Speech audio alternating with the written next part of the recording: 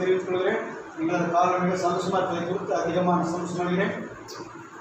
நம்ம அதிகமாக சில காரியங்களை வேதாகமத்தில் கற்றுக்கொண்டு வருகிறோம்.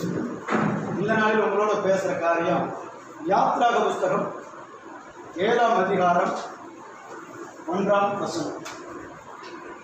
கர்த்தர் மோசேயை நோக்கி பார்வோனுக்கு நல்லா கவனிங்க. மோசேயை அழைத்து ஆண்டவர் சொல்கிற ஒரு காரியம் பார்வோனுக்கு. அப்போ பார்வோனுக்கு யாரை கிட்ட ஆண்டவர் மோசைய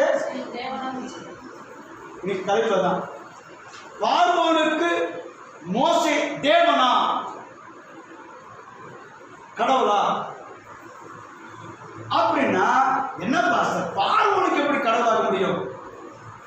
எகிப்துல பார்வோன் இருக்கிற இடத்துல எகிப்துல தெய்வங்களுக்கு பஞ்சமே கிடையாது. பஞ்சமே இல்லாத அளவுக்கு தெய்வம் இருக்குது. அவன் எதை பார்த்தாலும் தெய்வம் சொல்லுவான். அவ்வளோ தெய்வங்கள் நிறைந்தத ஒரு இடத்துல வாசம் பண்ணிக்கிறான். இன்னொன்னு, எகிப்துல பிரதானமாக தெய்வங்கள் நிறைய இருந்தாலும் பிரதானமாக ஒரு 10 தெய்வம் இருக்குது. அந்த 10 தெய்வம் தான் அவங்களுக்கு மிக முக்கியம். அந்த 10 தெய்வங்கள் மிக முக்கியமான தெய்வங்களாக வழிபட்டார்கள். ஆனா வேதாகம் சொல்லுது, பார்வோனுக்கு தேவனாக்கினேன். அவன் கடவுள்ல நீதானா கடவுள் அவனுக்கு அப்படின்னு சொல்லும் போது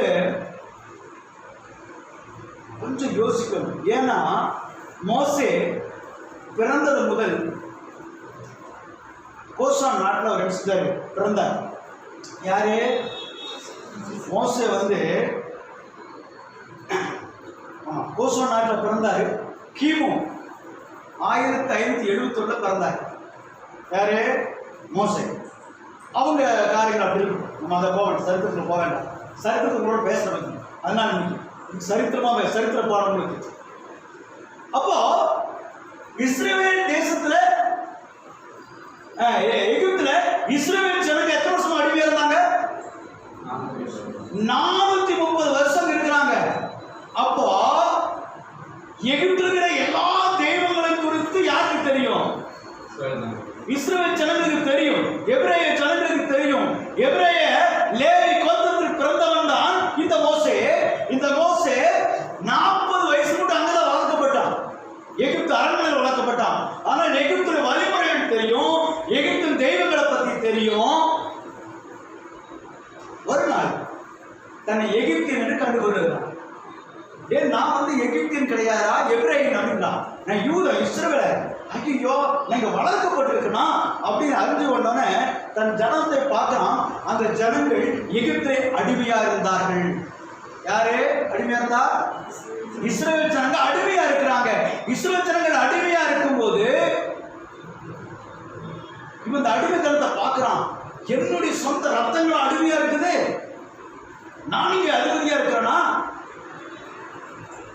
எகிப்தின் பாவ சந்தோஷங்களை அனுபவிப்பார்க்கிலும்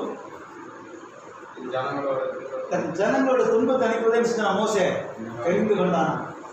எபிரேயர்ல இருக்குது. நான் அதிகம் வசனம் சொன்னேன், ஏன்னா பெரிய சப்ஜெக்ட், சீக்கிரமா வசனம் எல்லாம் ஓட பார்க்குறேன். வசனமெல்லாம் நோட் பண்ணி நான் சொல்றேன். அப்போ நல்லா கவனிங்க. இப்போ எகிப்துல இவ்வளவு தெய்வங்களுக்கு இவனுக்கு தெரியும். ஆனா வேத வசனம் சொல்றது 7ஆம் அதிகாரத்தில் 1ஆம் வசனத்துல பார்வோனுக்கு இது சொன்ன உடனே அவனுக்கு தேவனால் போகுது. என்ன எகிப்துல ஆயிரக்கணக்கான தெய்வங்கள் இருக்கு, கும்பிட்டு இருக்கிறான். என்ன போய் தேவன் சொல்றாங்க அப்படி. இதுக்கு காரணம் என்ன, ஏன் அப்படி சொன்னார் குரல் மனுஷன் தியானிக்க போறோம். ஆனா ஒரு நாள் தன் ஜனத்தை காப்பாற்றும்படி அவர் இறங்கினாலே ஒரு பிரச்சனை ஆயிடுச்சு. என்ன ஆயிடுச்சு? ஒரு எகிப்துல கொண்டு போட்டான். தன் ஜனங்களை மாம்சம் வச்சுற எபிரேய ஜனங்களை காப்பாற்றுன்னு சொல்லி ஒரு எகிப்துல கொண்டவனே சமூகம் தெரிஞ்சிருச்சு. அவனை பிடிங்கடான்ட்டாங்க. அவர் தப்பிச்சு ஓடுறாரு. எங்க ஓடுறாரு? எகிப்தை விட்டு சீனாய் கூட நாட்டின் பக்கமாக்கி மீதியான் தேசத்துக்கு போறாரு. மீதியான் தேசத்துக்கு போகிறாரு. அங்க எத்திரோ என்கிற ஒரு மனுஷன் வீட்டில் போய் அடக்கம் வைக்கிறார். அங்க அவர் மகள் யாரு? சிப்போரா அவளை திருமணம் பண்ணிட்டு அங்கேயே வாழ்ந்து குழந்தைய பெற்று 40 வருஷம். அரண்மனை வாழ்க்கை எத்தனை வருஷம்? 40 வருஷம். இப்ப ஆடு மேய்க்கிற எத்தனை வருஷம்? 40 வருஷம் ஆடு மேய்ச்சிக்கிறார். திடீர்னு ஒரு நாள் வராது ஆண்டவர், அவன் அழைச்சு பேசுறாரு. இப்ப வாசிப்போம் யாத்திராகம் 3ஆம் அதிகாரத்துல 7-10 வரை வாசிங்க. அப்பொழுது கர்த்தர் எகிப்தில் இருக்கிற நல்லா கவனிங்க, எகிப்தில் இருக்கிற என் ஜனத்துடைய உபத்திரவத்தை பார்க்கவே பார்த்து ஆலோட்டுகளின் நிமித்தம் அவர்கள் இடுகிற கூக்குரலை கேட்டு அவர்கள் படுகிற வேதனை அறிந்திருக்கிறேன். அவர்களை அந்த தேசத்தில் நீக்கி கானானியரும், கேத்தியரும், எமோரியரும், பெரிசியரும், ஏவியரும், எபூசியரும் இருக்கிற இடமாகிய பாலும் தேனும் ஓடுகிற நலமும் விசாலமுமான தேசத்தில் கொண்டு போய் சேர்க்கவும் இறங்கினேன். இப்பொழுது இஸ்ரவேல் புத்திரரின் கூக்குரல் என் சந்நிதியில் வந்து எட்டினது. எகிப்தில் அவர்கள் ஒடுக்குதலையும் கண்டேன். இஸ்ரவேல் புத்திரராகிய என் ஜனத்தை எகிப்தில் இருந்து அழைத்து வரும்படி உன்னை பார்வோன் இடத்துக்கு அனுப்புவேன் வா என்றார். இப்ப காலை மோசேக்கு எத்தனை வயசுல? 40 வயசுல. 40 வருஷம் 80 வயசுல ஒளிஞ்செய்ய எங்க பாஸ்ட் நமக்கு வயசாயிடுச்சு. நேற்று எங்க வீட்டு பத்திரம் கிடாது வயசாயிடுச்சு. என்ன சாப்பிட்டு சொல்லுங்க. ஃபஸ்ட்டு இலை நான் உட்காந்து இலையை தேய்ச்சிட்டு இருப்பேன். பீஸ் நல்லா நல்லையா போடுறா வயசுல ஆச்சு சொல்லுமா? முட்டி மேலே காரணம் சொல்லுமா? 80 வயசுல மோசைக்கு அழைப்பு வருகிறது. இப்ப இஸ்ரவேல் ஜனங்களை கூப்பிட்டு வாங்க. அவன் அப்படியே யோசிக்கிறான், சரி இந்த ஜனங்களை கூப்பிட்டு வரணும், ஜனங்களை விடுதலாக்கணும் அப்படின்னா இவன் சொல்றான், என்னால போக முடியும், என்னால பேச முடியாது அப்படிமா. என்ன வாயி அப்படின்னு என்ன அர்த்தம்? அப்படி பேசணும்னு வச்சுங்களா? மோசை திக்கு வாயில அவன் அழகா பேச்சுல வல்லவன், அருமையா பேசுவார். அவரோட வார்த்தையில வல்லவன், கட்டுறது ஆள் கிடையாது. அவர் சரியான ஆள், நல்லா பேசக்கூடிய திறமையான ஆள். அப்போ 7:5-7:28 வாசல சீக்கிரம். அப்போ 7ஆம் அதிகாரம் 22ஆம் வசனம். மோசே எகிப்தினுடைய சகல சான்றுகளிலும் கற்பிக்கப்பட்டு வாக்கிலும் செய்கிலும் வல்லவனானான். வாக்கிலும் செய்கிலும் வல்லவனானான். அப்படின்னா பேச்சாற்றல் உள்ளவன். இவன் என்ன சொல்ற? ஆண்டவர்கிட்ட நான் மந்தனாக்கான் திக்குவாய் ஆண்டவர். இதெல்லாம் தப்பா பாசுல பசங்க சொல்லணும். அவர் நாக்கு பெரிதா இருந்தபடினாலே ஏன் நீங்க அந்த உலக பார்க்க பைபிள் போட்டு வாக்குல வல்லவன் பைபிள் வாசிக்க என்ன தெரியுமா அர்த்தம்? எகிப்துல அவன் என்ன பாசை பேசிட்டு இருப்பான்? எகிப்து பாசை பேசியிருப்பான். அவன் யூதனுடைய இருந்தபடினாலே எபிரேய பாஷை அவனுக்கு தெரியும். எத்தனை பாஷை தெரியும் அவனுக்கு? 2 பாஷை தெரியும். இப்போ சீனாய் வளைகுடாவாகிய மீதி அந்த அரபி தேசத்துக்கு வந்திருக்கிறான். அங்க என்ன பேசுவாங்க? பாத்தீங்களா? உருது. இப்போ நீங்க தமிழ்நாட்டுல இருந்து பாம்பேக்கு போயிட்டீங்க, இல்ல மகாராஷ்டிரா போயிட்டீங்க, குஜராத் போயிட்டீங்க, வெளி இடங்களுக்கு போயிட்டீங்க. அங்க போகும்போது அங்க பேசுறதுல அங்கேயும் 40 வருஷம் கழிச்சிட்டீங்க. தமிழ் அப்படி நல்லா பேசுவீங்களா? சும்மா லண்டன்ல போய் 1 மாசம் 2 மாசத்துக்கு வந்தவன இங்க வந்தவன் அப்படிங்கிறான். அவர் அப்படிங்கிறான். என்னடா நல்லா பேசுறாருன்னா அந்த வெள்ளக்காரனோட பேசி பேசி அந்த பாஷை வருது. அதனால இஸ்ரேல் ஜனங்கள் பேசுறேன் பேச்சு செல்லுடா, நீ செல்லுடா, யூதனா இருக்க மாட்டா, ஏற்றுக்க மாட்டான் சொல்லிடுவாங்கன்னு சொல்றான். அதனால நாக்கு அந்த நாட்டு சும்மா கள்ள பிரசவமெல்லாம் பண்ணக்கூடாது. நம்ம அது தலைதடிக்கூடாது. ஏன்னா சத்தியம் படிக்கிறது இல்லை, தடிக்க தண்டகானாயிரம். அவர் இப்படித்தான் இருக்கு. அப்புறம் சரி, இப்ப எகிப்துல அனுப்புறாங்க. இப்ப எகிப்துல போய் மோசே இஸ்ரவேல் ஜனங்களை விடுதலைக்கு கூப்பிட்டு வரணும், அப்படித்தானே? அதுக்கு புறப்படுறாரு. ஆனா 9ஆம் அதிகாரம் 12ஆம் வாசிங்க. வசந்தல உருவாக்கிங்க செய்தி வரனால கர்த்தர் மோசேயோடு சொல்லியிருந்தபடியே கர்த்தர் பார்வோன் இருதயத்தை கடினப்படுத்தினார், அவன் அவர்களுக்கு செவி கொடுக்கவில்லை. இவரே அனுப்புவாராம். யாரு? இஸ்ரவேல் ஜனங்கள் வீட்டுக்கு ஆண்டு சொல்லுவாராம். அப்புறம் பார்வோன் எடுத்து கடினப்படுத்துவார். அப்படிதான் ஓடுது. யார் கடினப்படுத்தினா? பார்வோனே கடினப்பட்டான்னு சொல்லி போட்டு இருந்துச்சுன்னா நம்ம என்ன செய்யலாம்? நியாயம். அவன் இந்த ஜனத்தை விட மாட்டாங்கிற போகலாம். இவரே கடினப்படுத்துறாரு. அப்படி வாசிக்கும் போது இங்க ஒரு இடமா இருந்து நீ ஃபுல்லாக அந்த பைபிள் யாத்திரை வாசினா அவர் இருபத்தை கடினப்படுத்தினா கடினப்படுத்தி நிறைய வரும். அதை படிக்கும்போது நமக்கு அவர் மேலே வருமே போவோம். இவரே கடினப்படுத்தி இவரே ஏன் அப்படி நீங்க சிந்திச்சிருக்கோமா?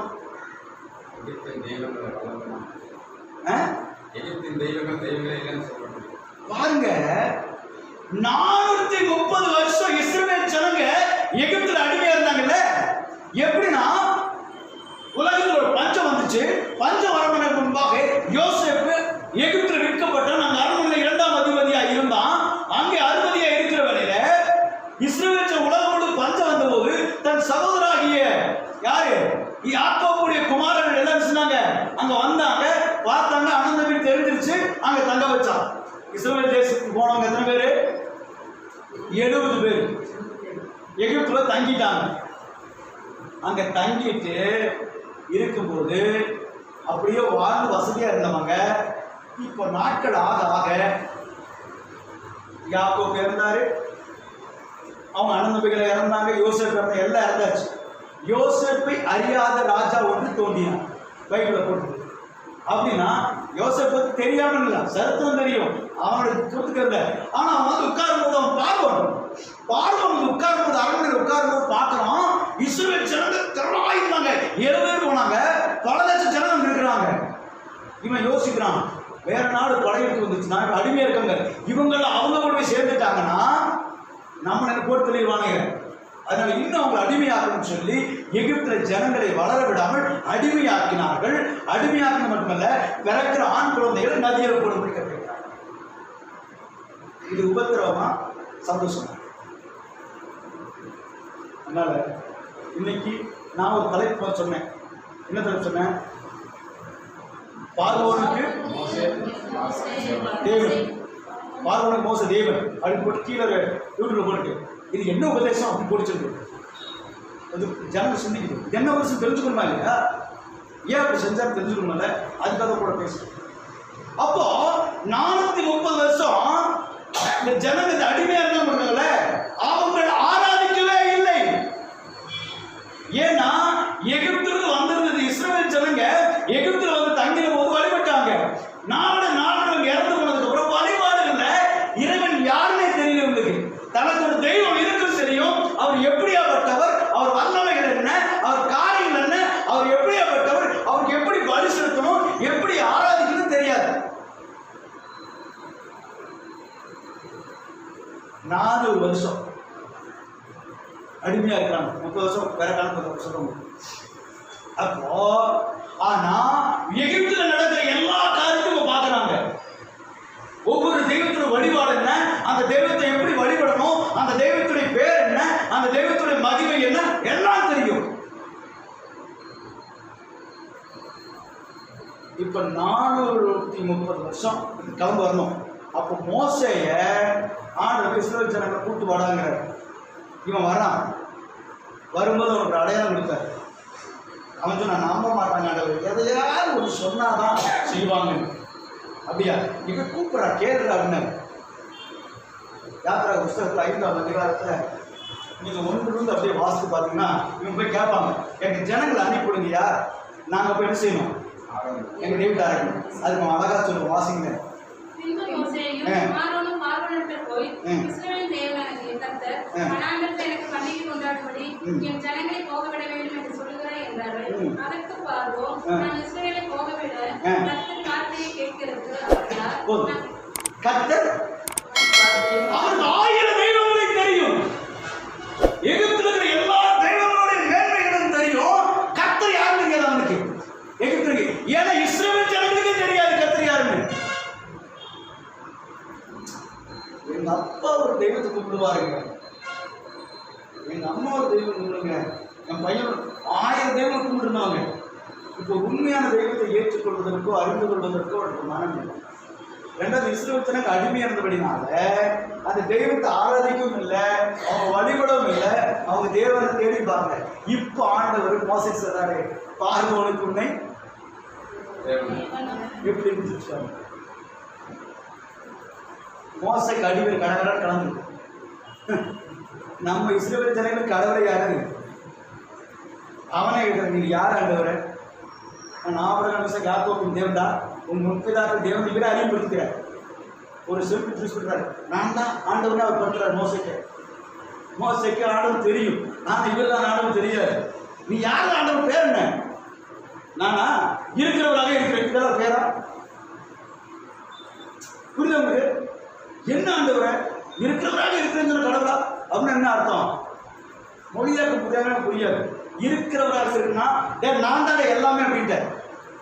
உலகத்தை படைச்சது நான் தான் இருக்கா, இருக்கிறவராக இருக்கிறேன். நான் உலகத்தை படைக்கும் இருக்கிறவராக இருக்கிறேன்னு புரிஞ்சுட்டான். ஒரு ரைட்டு, ஏன்னா வாக்கிலும் கட்டிலும் வல்லவன் புரிஞ்சுட்டான். சரி, இப்போ வரான், வந்து ஜனங்களை அழைச்சிடுறான். அவங்க கடை நாங்க ஜனங்கள் கத்துற யாரா? அவர் யாரு? அவர் யாரா? இப்போ காட்டுறா அப்படின்ட்டு ஒரு மோசை சொன்ன கோலை போடுற பாம்பா மாறினார். இவன் அப்படியே கோலை போட்டான், என்ன மாறிச்சு? அவன் சொன்னான், என்ன நீளம் முடியா? நாங்களும் கொண்டு பாருங்க, மந்திரத்தை போடுறாங்க. அவன் 4 மந்திரம் வச்சுக்கிறான், அவனும் போட்டால் பாம்பா மாறிடுச்சு. இப்போ மோசைக்கு போட்டோம், என்ன ஆண்டவர் உங்க பேச்ச கெடுத்து போட்டேன். நான் வீட்டாண்டு குச்சி, அது வீட்டாண்டு பாம்பு,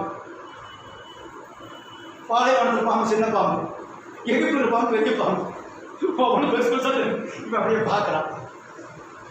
ஆனால் வேதாகமத்தில் வேத வல்லுநர்கள் சொல்கிறார்கள், மோசையோட போல் பாம்பு எல்லா பாம்பையும் விழுங்கிற்று அப்படின்னா, இன்னும் கிரேக்க பதங்களிலும் அந்த ஆராய்ச்சியாளர் சொல்றாங்க, தண்ணிக்குள்ள ஒரு பாம்பு பெரிய பாம்பு அப்படிங்கிறாங்க. அப்படின்னா அனகண்டா அப்படின்னு சொல்லுவாங்க.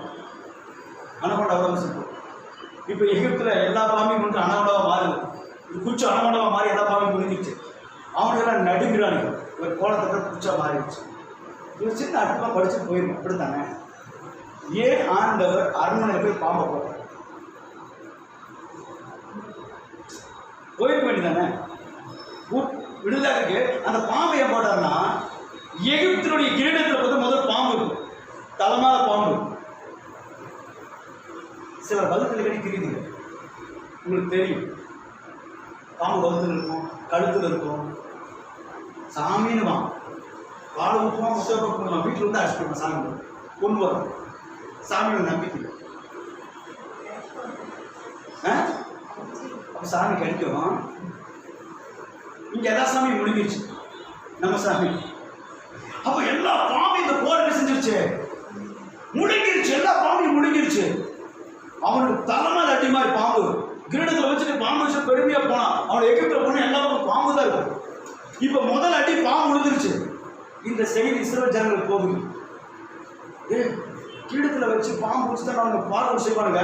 நம்ம மோசை பாம்பு அடிச்சு எல்லாருக்கும் முழுங்கிருச்சு அப்படின்னு அப்போ ஏதோ ஒன்று இருக்குண்டா அப்படின்னு சொல்லி கொஞ்சம் திரும்புறாங்க. பேசைடு மோசை சரி பார்த்தாங்க, ஓஹோ இப்படித்தான் இருந்த வேலையில் கடினமாக்குங்கிறான். அவங்க வேலைகள் 2 ஆகுது. அப்போ பார்வனுக்கு சொல்கிறாங்க, ஆரோக்கிட்ட அவனுக்கு என்ன செய்றாரு, வைக்கோல் கொடுக்காது, அவனே எடுத்துகிட்டு வந்து என்ன செய்யணும், அது கட்டி எப்படி கணக்கு கொடுத்தாலும் அதுக்கு கணக்கு சொல்லு. அவன் டைம் இருக்கிறத பெட்டினா பேசிக்கிறான், அவன் டைம் கொடுக்காது, பேச விடாது. பேச விட்டு அவன் பேசுகிறான், மோசம் பேசுகிறான். ரெண்டாவது பார்த்தீங்கன்னா